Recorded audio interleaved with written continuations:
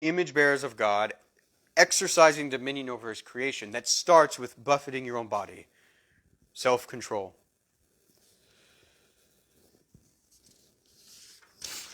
And next, think about where do you physically live, right?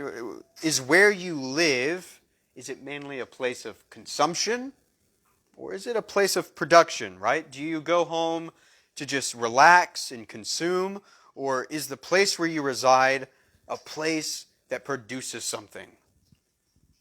Is it a garden, right? Adam was placed in the garden to what? To work and keep it. That was his domain, and God gave him woman to help him do that. And we want to think about the place in which we live. Is it a place of production? And for the last almost all of human history, up until the Industrial Revolution in the 1800s, and even after that, I mean, it's really with the invention of the internet and really over the last 30 to 40 years that this has become such a kind of a thought of like, well, how do we do that? How do we make where we live a place of production? Because for so long, you had to. You literally had to grow your own food. You literally had to cultivate your own land and build your own home, or you would die. And that's one thing I think some men don't understand the blessing of just how much a blessing a wife is. Because for so many centuries, man, if a man lost his wife, I mean, that could be it.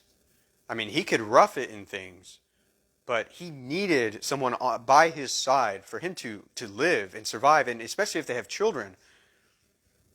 It required a team to live.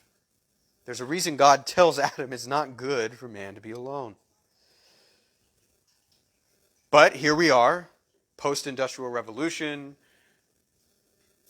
very much in a modern society, the internet age, all of this. So we've got to think about outside the box a little bit more. Because whether we like it or not, it's still absolutely fundamental to how we are as human beings and how we're created, that where we reside be a place of production. Otherwise, I mean, you will just sink in almost to, I would say, probably a depression even of what your home is. It's like, oh, I just come here and hang out. But there's something deep inside you that God has created where that's not natural. Right? It's not just a place where you sleep. Right? It's not just a place where you watch Netflix. Your home, it's that. It's a household. It's meant to be something in the world. It's meant to have an effect. And so there are some ways in which this can be true for us, though. There's ways, I mean, your home can literally be a place where you work from now. There might be some benefits from there. If you can work from home, I mean, you quite literally are using your home as a place by which you bring in financial sustenance for yourself and your family. Your home is where you produce and you grow up children. That's probably the most clear way in which your house can be productive and reproductive, right?